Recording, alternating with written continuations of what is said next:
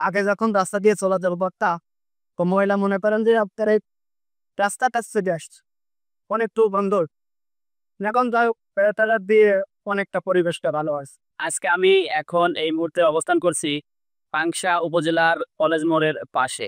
হ্যাঁ প্রিয় দর্শক, এখানকার পূর্বের ভিডিওটি আমি করেছিলাম, আর এখন বর্তমান যে পরিবেশ পরিস্থিতি তৈরি হয়েছে সেই ভিডিওটি দেখাবো। তো চলুন আমরা পূর্বের ভিডিওটি প্রথমে দেখে আসি, আর আর এখন বর্তমান যে পরিবেশ পরিস্থিতি সেটা দেখে আসি। আমি চাই দেখেন আমরা এখানে স্থায়ী স্থায়ী যারা দোকানদার এবং বাসিন্দারা আছি, আমরা সবাই চাই যে এখান থেকে দূরে কোথায়ও যেন এই ময়লার স্তূপটা দূরে কোথায় নিয়ে যায়, যাতে পাংশার পরিবেশটা দূষিত না হয়। আমরা সবাই এখানে এইটাই কামনা করি। আর আমরা পৌরসভার মেয়রের কাছে এবং টিওনের কাছে আবেদন জানাই যে আমাদের এই বিপদ থেকে রক্ষা করুন। আমাদের পৌরসভার যে একটা বক্তা পাংশাতে এত বড় একটা প্রধান পৌরসভা, সে পৌরসভার মেয়র মুখে এই ধরনের ময়লা থাকলে সবাই একটা বাইরে থেকে গ্যাস আসলে বলবে যে পাংশা একটা নোংরা পরিবেশ। এটা আমাদের জন্য একটা দুর্ভাগ্য ভাই। এখন আমরা কবে এটি থেকে পাবো এটা আল্লাহ উপর আল্লাহ জানে। তবে আমরা চাই এই সমস্যা যত দ্রুত যেন সমস্যা সমাধান হয়, এটাই কামনা করি। আসসালামু আলাইকুম। আমরা দেখতে পাচ্ছি এটা রাজবাড়ী ঢাকা যাওয়ার মেন রাস্তা। আমি যদি এর অপোজিটে আপনাদের একটু দেখাই তাহলে আপনারা ক্লিয়ার হয়ে যাবেন। এটা কুষ্টিয়া খুলনার রাস্তা। আর ওই যে মুক্তিযুদ্ধ স্মৃতিসৌধ আপনারা দেখতে পাচ্ছেন, এটা রাজবাড়ী জেলার পাংশা উপজেলার কলেজ মোড়ে অবস্থিত। আর ঠিক এই কলেজ মোড়ের সামনেই এখানে ময়লা স্তূপের ভাগা। পাংশা পৌরসভার সমস্ত ময়লা এখানে রাখা হতো। অনেকেই বিরক্তি ফিল করতো, নাক চেপে পাড়ি দিতে হতো এই জায়গাটুকু। প্রিয় দর্শক, এখন পরিবেশটা এত সুন্দর করেছে যা বলে শেষ করতে পারবো না। আপনারা এই যে দেখতে পাচ্ছেন টিন দিয়ে বেড়া দেওয়া হয়েছে, সেই সাথে এখানে একটি দরজা রাখা হয়েছে, গেট। আর এই গেটটাকে পাড়ি দিয়েই এভাবে ময়লা স্তূপের ফাগার রাখা হয়েছে, যা খুব সহজেই চোখে পড়বে না কারোর। প্রিয় দর্শক, কর্তৃপক্ষকে ধন্যবাদ জানাই এমন একটি সিদ্ধান্ত নেওয়ার জন্য। কেননা পূর্বের ভিডিওটি আপনারা দেখেছেন যেখানে নাক চেপে ঢুকতে হতো আমাদের প্রাণের শহর পাংশায়। আর এখন আপনি বুঝতে পারবেন না এই টিনের আড়ালে কি রয়েছে।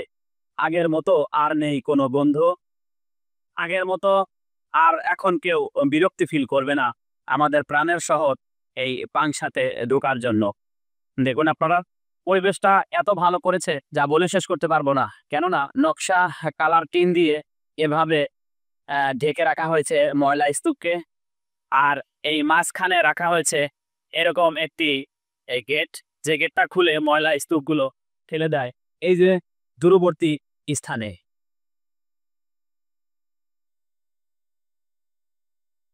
চলুন আমরা আরেকটু দেখে আসি বাহিরের